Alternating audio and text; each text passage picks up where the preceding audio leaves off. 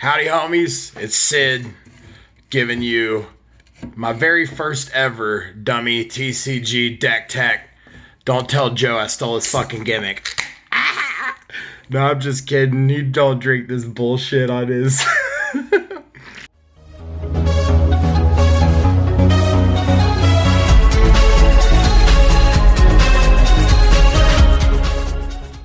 Alright, so today I'm going to be doing a Blitz deck tech with my boy young Kano. I call him Kaner.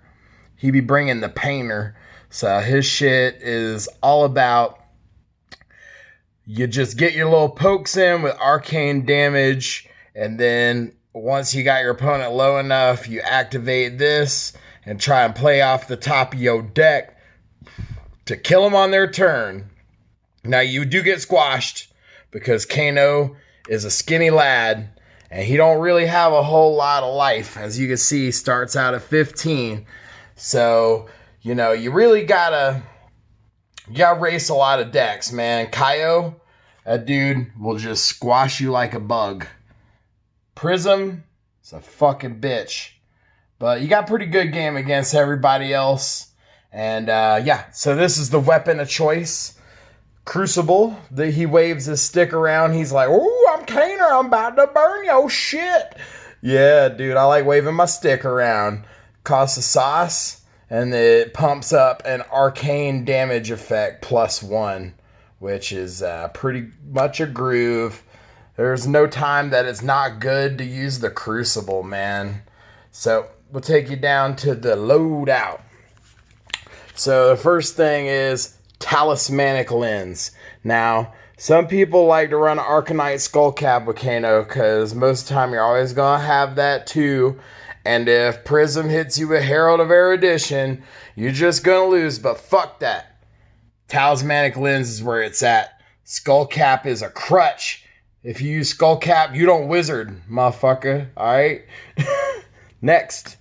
The Robe of Rapture. I ain't got no $5 spring tunic. Maybe I'll get one when the non-foil one comes out, and Crucible of War Unlimited. But shit, man. You know, I really like Robe of Rapture. It just like, if there's turns where you got to block out to not die or something like that, it lets you Kano on your turn and potentially like kill your opponent. Something that I used to do. I don't do this anymore. Don't cheat, kids, but what I'd do is I would fucking have a blue card in my hand, and I would just, like, use the Robe of Rapture to, like, pump the Crucible Aetherweave and then do a Stir the Aether Winds. Yeah, you can't do that. Not unless you play Time Snap Potion, which I don't. Maybe I should, though. Alright, so Metacarpus Node. Yep, this is some Crucible First Edition shit. How did I get this in the trailer park? Well, tell you, man, I went to a skirmish and opened a cold foil blood drop brocade, and I traded for this bad boy and like a bunch of other expensive wizard shit that I'll show you in the deck here in a minute. And then finally, my favorite piece of equipment, the MVP, the real MVP, the Storm Striders. These are the boots. When you're a wizard, this is the shit that wins games, dude. You take these boots off, you about to put your foot in somebody's ass. That is hundo. The boots are tight. What they do is you spin the sauce and you get to play any wizard action as though it were an instant. So you could potentially do a stir pump to something on your opponent's turn and just wreck them when they have no cards in hand. The shit is pure filth. Oh, man. So, like I said, you're just trying to poke in. This is one of your biggest pokies right here, is the Voltic Bolt.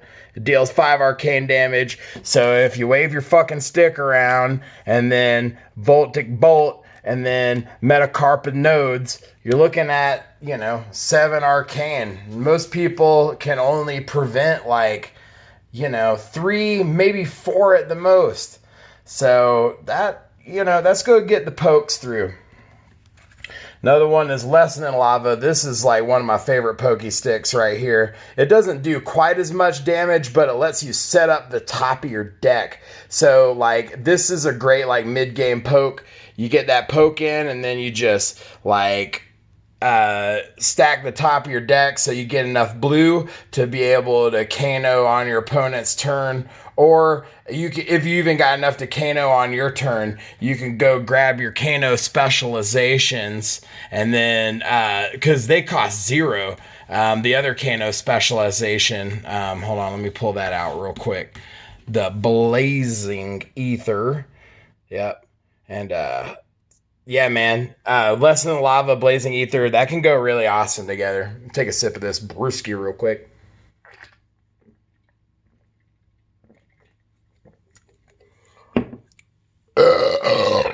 All right. So, speaking of stacking and cracking, this is Reverberate, Sonic Boom. These guys kind of do the same thing. Reverberate. I only run the blue version. And if it deals damage, you get to banish a wizard card from your hand and play it as though it were an instant. And Sonic Boom does the same thing, only it does 3 arcane damage, and it reduces the cost. It's a lot worse because it's a yellow, and you want a shit ton of blue. So, you know, I think that Reverberate and Sonic Boom, I want to say they're about the same, because Sonic Boom is like really sweet, but it serves the same purpose. And some of the cards that go good with that is like Tome of Aetherwind, and then of course like Blazing Ether. So both those being 0 cost, I don't even think you have to like deal damage with these guys to be able to instant that. So that's pretty cool. And then we'll move over here to take a look at Energy Potion. These are kind of like my special sauce cards. These 2 cards right here, they're not like a part of like the win condition necessarily, but they will set you up for like some of the craziest fucking turns with this deck, man. Like you will really melt people's faces if you have Eye of Ophidia or Energy Potion. They're just both really great, especially Energy Potion on board, and then like Eye of Ophidia pitching. Holy shit, that's Value Town. So you will fuck people up with that. And then just mention Tome of Fyendal real quick. This is a card, man, I've always been on kind of the fence. And then also Whispers of the Oracle. Less on the fence about this one. This one's actually like a lot better. This one, man, it's really hard because you want to like put some of your combo pieces into your arsenal, and they'll like sit there for like the whole game sometimes. And, you know, Tome of Fyendal it's sweet. When you get it off from the arsenal, it's really strong, and it's really strong in some matchups, but there's some matchups where it's just too slow. So I'm just playing a 1-of this guy. Whispers of the Oracle, playing a 1-of this guy too.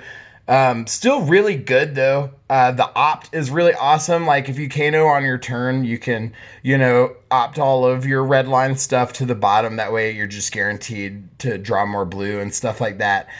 Or if you're trying to dig to your combo pieces, it helps too. So I like me a good Whisper.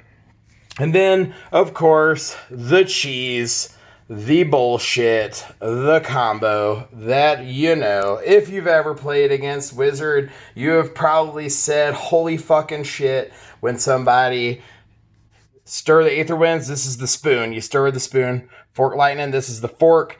Eat 10 damage. Eat 10 damage. That shit's fucking lit, bro.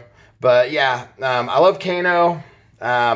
You know, it's really kind of weird deck to play when you first get started. Kind of might not. Oh, also Unmovable Blue is in here because fuck Prism Herald or Erudition. Fucking bullshit. God damn it. All right. But yeah, stir, fork and spoon. Eat it. Great with, man, Metacarpus Nodes. Whew, pumps that shit. So does waving your stick around. You wave your stick around, pop your gloves. That's like 14 damage, yo. You gotta pay a shitload of sauce, though. Don't be a cheater. Robo Rapture doesn't get it. Let's think about maybe playing a Time Snap Potion. Maybe. I don't know. Anyways, that's the fucking deck. I'm gonna fucking drink the rest of this beer. Thanks for tuning in. Later, dudes.